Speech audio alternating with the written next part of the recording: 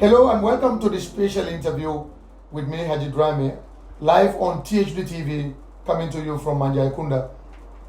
This week my guest is Alieu Darboe, former Gambian international professional player who is also a philanthropy based in Sweden and now in the Gambia. Well, in a moment we'll hear from Alieu himself and he will tell you who we're talking about. Before we go any further, Alieu, thank you so very much. It's been a very, very short notice, but here we are today finally. We welcome you to THD Online TV. It's a pleasure having you once again. Yeah, it's a pleasure being here, and thank you for having me. I'm very happy. Let's go straight to the discussion, Alieu. You know, there are many Gambians who have been hearing this name for many, many years.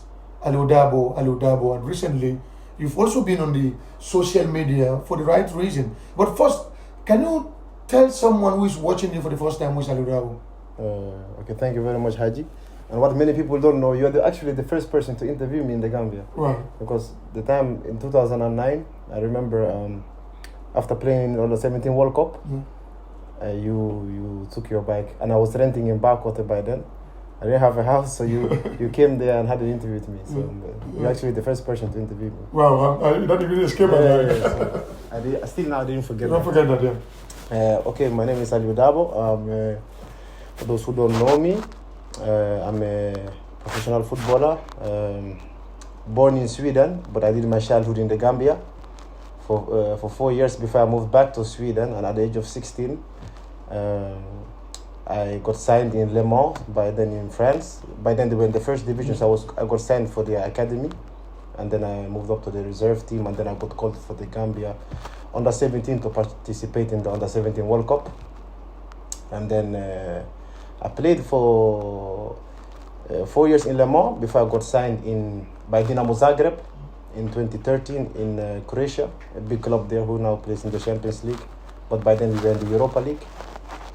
And from there I played in the first division in Egypt for a big club there in Al-Ittihad. Played for a big club in Algeria for Mouloudia Oran, in Tunisia for Siab Bizartan. And then since 2020 I've been with the second division club in Qatar, Al Bidda club.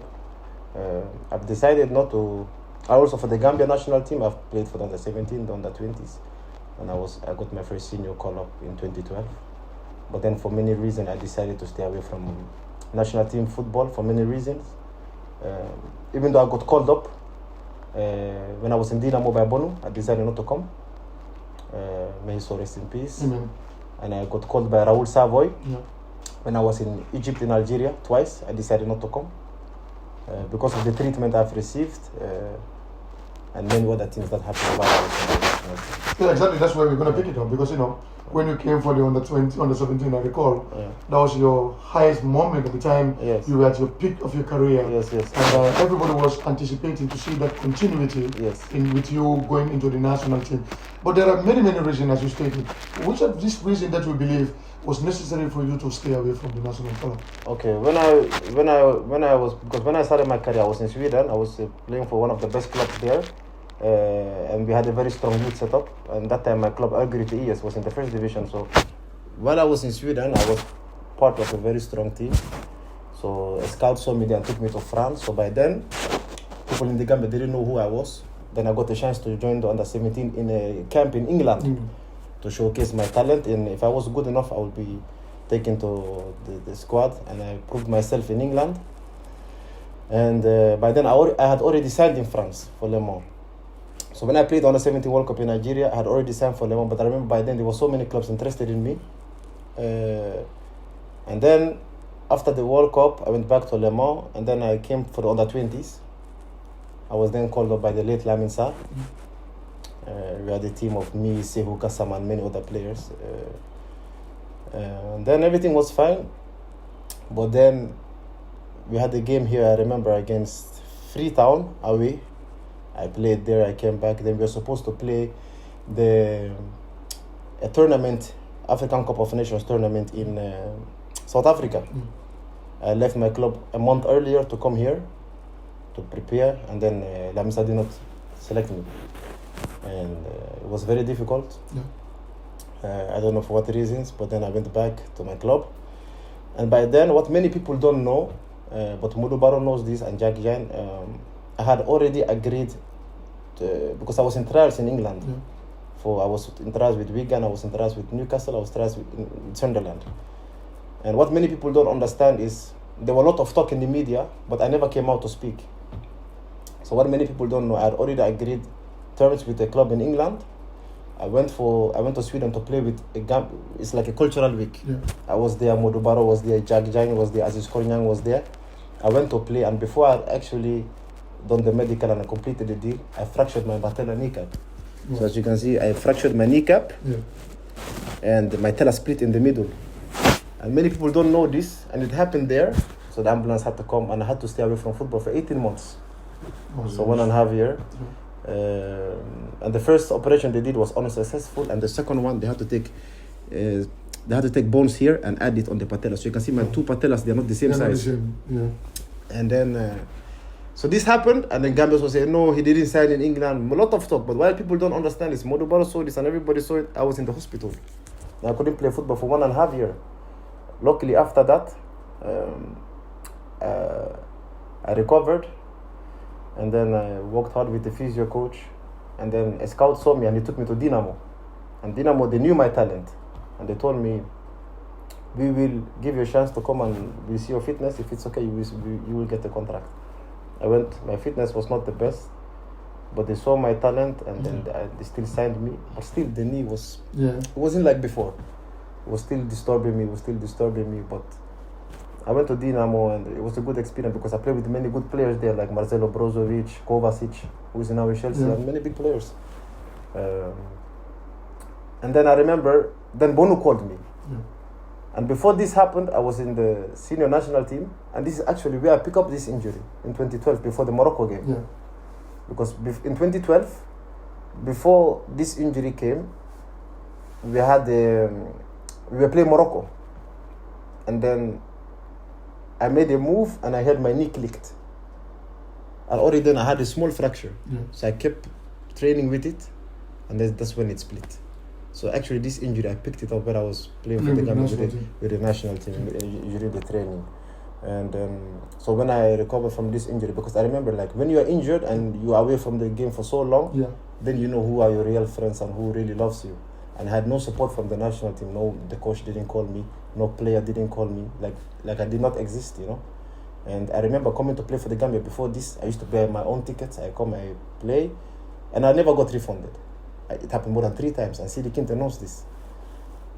Not only me, it happened to Aziz Kor and other players as well. So I really sacrificed for my country. And then when I signed for Dynamo, they called me. I told them I'm not going to come. Then I went. I had a short stint in Malta where I did really well. Yeah. Then I got a very good financial move in Egypt and Nigeria, which I can say Alhamdulillah, it helped me a lot for my to settle and not to worry about after my career. And I decided the best thing for me is to stay away from Gambian football because for some reason every time I used to come and play for Gambia, when I get back to my club I would have problems. I would have injuries, I would have problems.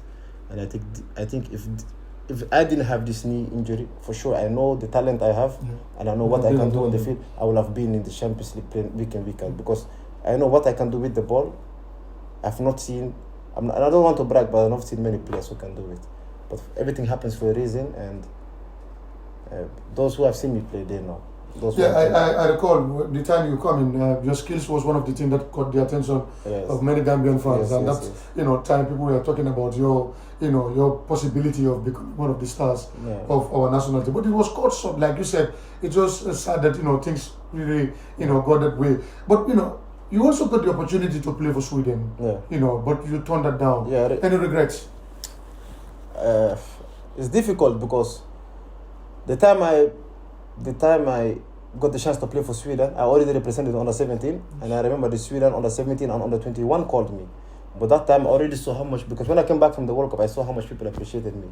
And not even after that, still till today, the love I get from people is, there's many people right now in the national team, they don't even get that. Everywhere I go, people want to take pictures and they really love me so much. So I don't regret it, to be honest, but I know that, and I even told Modubaro this.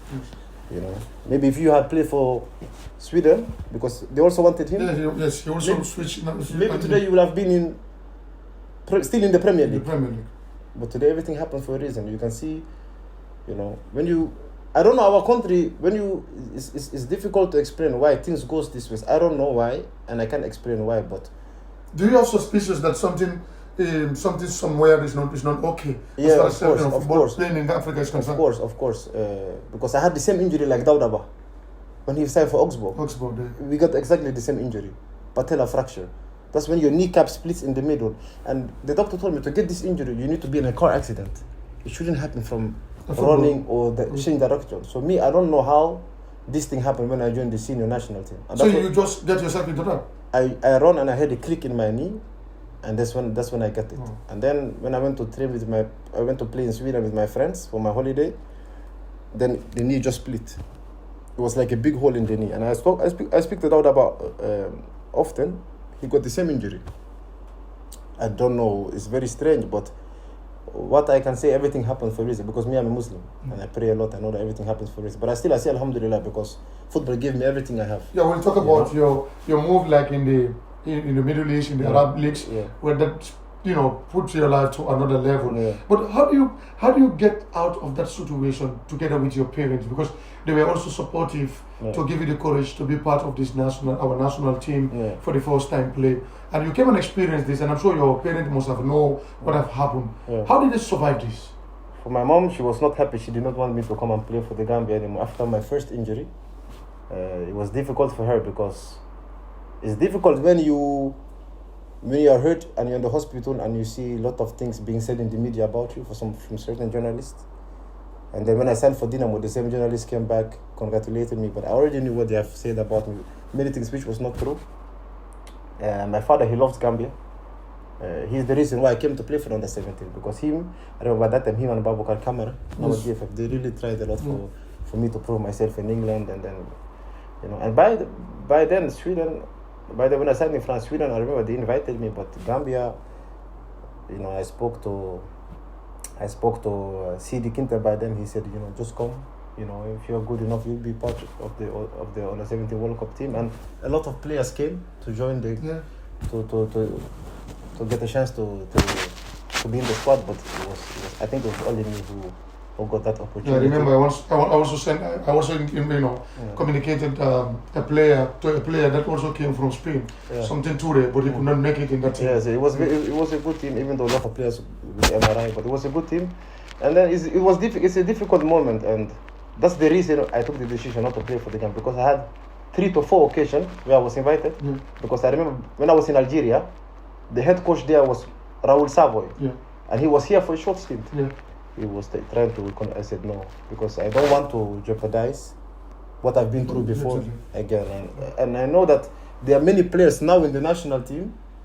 I don't want to mention name, but they will also have the opportunity sometimes to come, but they will say no, for family reasons I can't. It's because of things happen, which is sometimes because you talk within yourself. You talk and you know exactly. At some point, your relationship with the media was so okay, but all of a sudden things started coming, like you said. What do you think was the reason of all of a sudden there was this fraction between Alieu and the media? I don't know.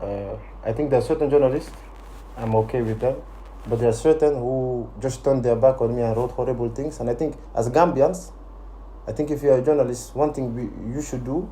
I understand if it's foreign media, but as we the Gambians, we should not write bad things about our own players. Yes. It's wrong, and it's morally wrong, especially when you can just reach out to them and know the truth.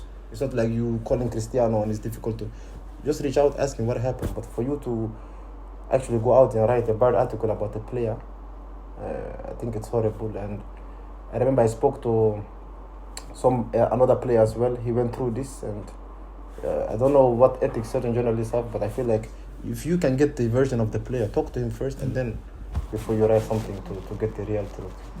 Let's talk about Gambian football in general. You've been watching from far, and you've seen, how far we've gone to international football. What is your impression about football in this country? In this country, I think it's two sides.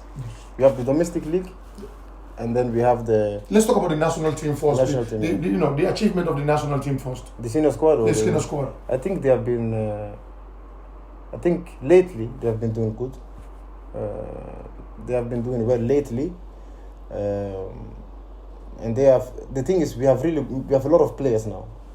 The time I used to play for the Gambia was difficult. We had few professional players will come and play. And people did not want to come. We will have transits. You know, yesterday alone we went to a hotel, we didn't even have dinner. We had bread with sardine. I swear, the day before game we had bread with sardine, and in the morning we had plazas from in the hotel where they put so much salt. No, they put pepper so that we will have stomach. We had stomach problems. I remember me, Bassman, a lot of players. We couldn't even. It was a problem. What am I? We had a problem to play that game. So it's a lot of mind game that goes in. But now we have so many players, everybody wants to represent the Gambia, and we have a lot of good young players. And also football comes with luck, and I think the luck has been on our side as well. But I think we have a lot of good young players who, I think in the next 10 years, Gambia, if we do things the right way, we can be a powerhouse in Africa, inshallah. Were you surprised the performance in the past AFCON? I wouldn't say I was surprised, because I know we have good players, and I know they are really good. But I wouldn't say surprised. I would say more of, I don't know how to say this. I would say everything clicked right for us. If you understand what I'm saying. Yeah, we are in the right position at the right time. Right position, right time. Because I know, and anybody who knows football, you could see who is the better team, but everything clicked for the Gambia. Yeah, absolutely. I've seen the point, because in most of the game we are underdogs against our opponents. But at the end of the day, that is needed we get the in football. The categories that you play for, essentially the under 17, the under 20 is now in the World Cup in Argentina. You know, they've won their their first 2 games, now playing against Korea. You know, winning they're already in. What is your impression about the youth category? You know, this was the fancy categories for Gambian football in the past. And I remember, for us, the youth national teams, we have always been strong. Under 17, under 20, we've always been one of the best in Africa, and we have shown that with this team. And I worked with Alieu Darboe, because under 20, in 2010, 2011, I worked with Lai. He was the assistant coach of Lamisa with Fodeba, so I know what he can do. And actually, I always say he's one of the best coaches I've worked with. When it comes to other Gambian coaches, they believe a lot in running, fitness, but Lai was always very tactical, like dominate possession play. So when I see these boys, I know Lai is the mastermind behind it. He knows football and he understands the game. Compared to, so I'm not that surprised, because I know that they have a good coach, and they are doing very, very well. And then I think they can go far, but it's football. I think also they have stronger national teams, to be honest, than under 20, but I think they can go far. You moved to Egypt, you moved to Algeria, and now you're in Qatar. You know, like the move to the Arab leagues, you know, is what gives you what definitely a footballer wants. You know, it makes your life it takes your life to another level. How do you look at those moves today and describe it? The thing was, when I was in Europe, I will not lie, my goal was always to play in the Champions League, to play at the highest level. I always wanted it, and I knew I knew I could do it, because when I was playing with Brozovic, I was playing with them. They were not better than me in training, and I was like, Marcelo Brozovic, what he can do, I can do it easily. But then the thing is, I could play 2 games, 3 games, then my knee would swallow. And I was like, if this continue like this, I have to be smart. And I spoke to people close to me, and when I got a very, very financial good offer to go to Algeria, I don't know if I will have another injury again that would jeopardize my career. So I had to take it to think about my family, to fix my life, because by then I didn't even have a house in the Gambia. Now, alhamdulillah, I have several. So I had to look at the financial aspect. And I think, you know, there's many players who are doing this now, because footballers now has turned to business. Before it was more of playing the ball, but now it has turned to be now even the clubs. If you see Oscar went to China, you see Mudabar go to South Korea, Saudi Arabia, 2nd division. It's a reason. Football now, if you Haji Drame today you play 2-3 games you are bad, they're gonna take you out and they're gonna play. So now football is a business, and I think that's what I always advise young players nowadays. Go to Europe and do the best you can, but if you have a good financial move, don't hesitate, because at the end of the day, nobody will feed your family, it's you. So don't listen to what people will say. And you'll be judged by your past. Because my aim is to retire in 1 year or 2 years. When you retire, don't be in a situation where you will have regrets. I'm just live by I played. It's not worth it. Yeah, like many will say that African players don't learn from other players who have gone through, difficult moments after football. Yeah. We've seen many players. Emmanuel Iboye was part of them, after the life. But recently, the Sadio Mane era has changed the perception of many African players. You moved to that one was a lucrative deal for you, but you continue that lucrative move again to another league in Tunisia. Yes. How do you manage that? And you were worried with your injury as well. Yes. What happened was after I had an agent who was. And also, it's very important as a footballer, you have a strong football agent. Yes. Who can help you especially in the Middle East. It's important to have an agent who is well connected with clubs, and I was lucky I'm lucky to have that, and to continue that, because if you play in the Arab leagues, just one sign-on fee, it can help you a lot. So I had a good agent, I would say, to go to the Middle East and to have the right contacts, and especially if you're a skillful player, they really like that. So that's how I was able to continue in that. Will you say the objective is already met if you want to hang your book today? Yes, for sure. From now on, also I speak to Tijan JT a lot. He advised me a lot because he was also in Qatar. Yeah. And I speak to Osjalo, and they are some of the players who have done right investments because they retired. I would say, I don't know about Usman, but Tijan retired now, and he gave me a lot of advice in what to do and what not. So I invest. One thing about me, I invested a lot, like very wisely, so that if I want to retire even tomorrow, it's until recently people thought that people know that you were investing wisely in the Gambia. Yeah. Why do you do it behind the scene? Now many people know that Alieu is always in the media. No, because I did a lot of investments, in houses and real estate here, and I did not want to put it in the media until it was done, because it's not. You learn a lot when you've been part of the system here for a while. You learn a lot, and there some things that can't be said in the media. But if you're a Gambian, you will know what I'm saying. There's a lot of things here that you need to put under the radar until it's done. And as a celebrity, not many of your lifestyle will be kept inside. Sometimes even if you don't want to go out, people will take it out. How do you survive life as a celebrity? Because sometimes there are positive comments about you on social media, and as well there are negative comments about you. So how do you survive that? In the beginning it was difficult. It was very difficult because you're not used to it. So first, when you see like a lot of bad comments about you, it affects you. And I think everybody have been through this. It affects you.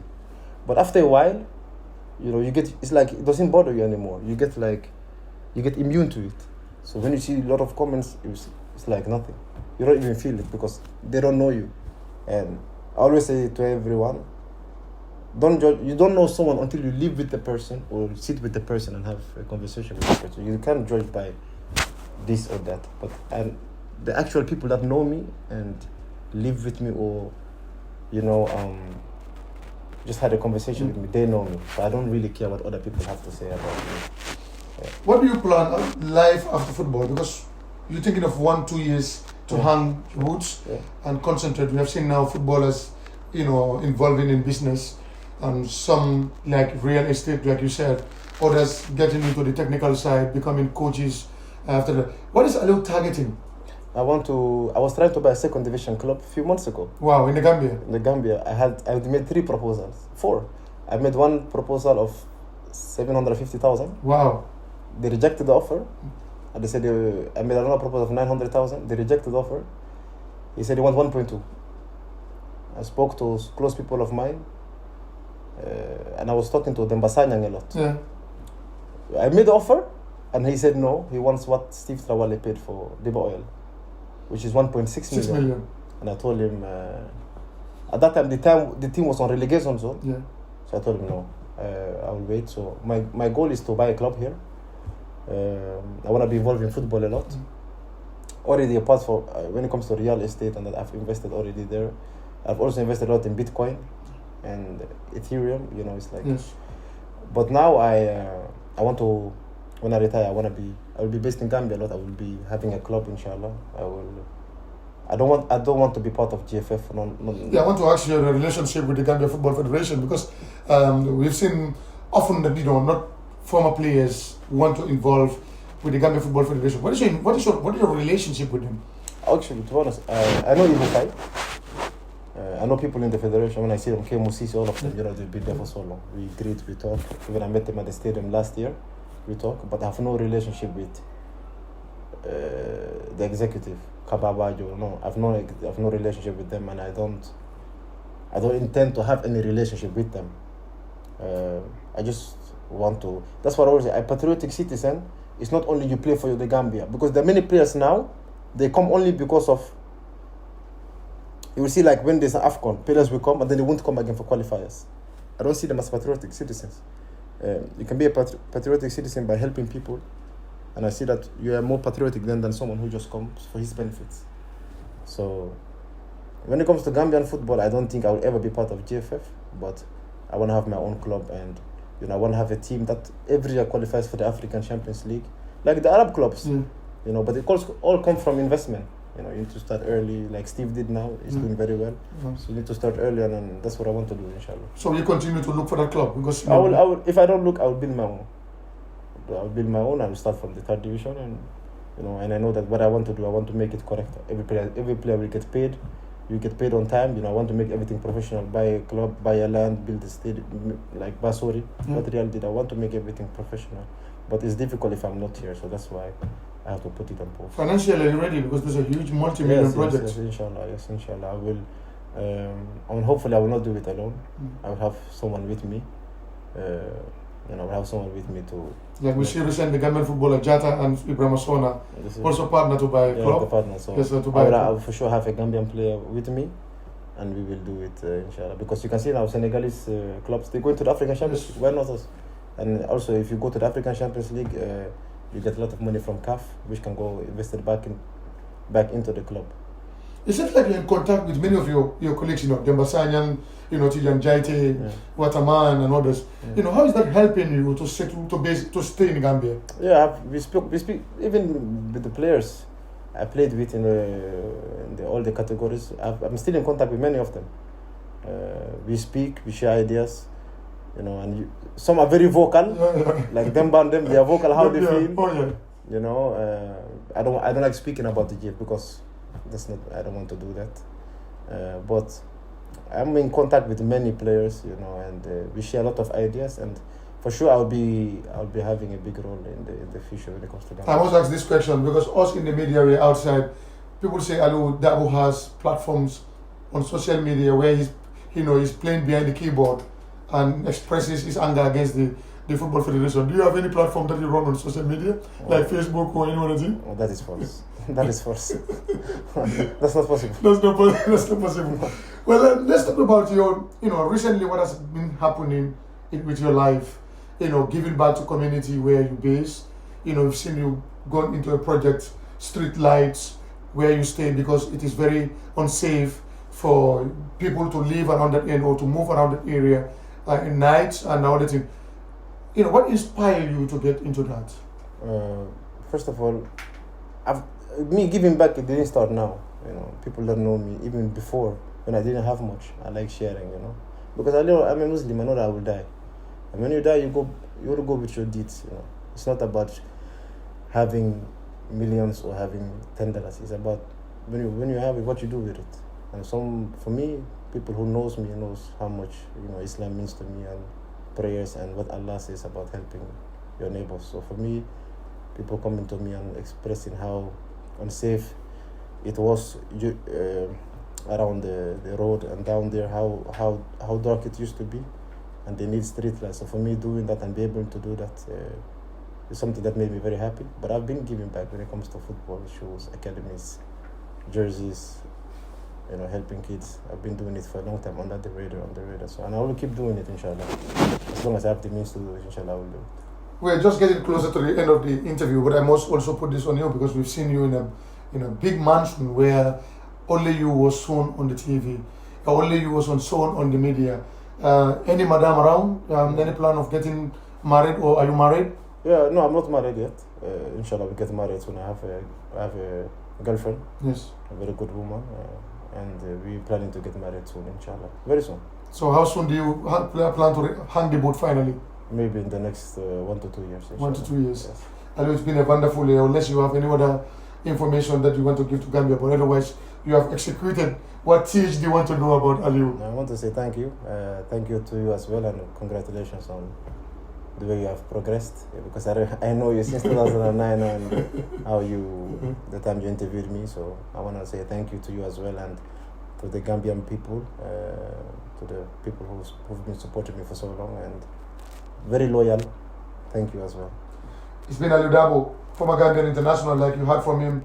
He has a touching story, and I'm so many young people watching this who want to become professional footballers can have a very big, ideas as to how to take life when you are young. So join us next week as we bring you another Gambian to tell us, who he or she is and what they have passed through. So on that note, thank you very much for watching. I've been your host, Alieu Darboe.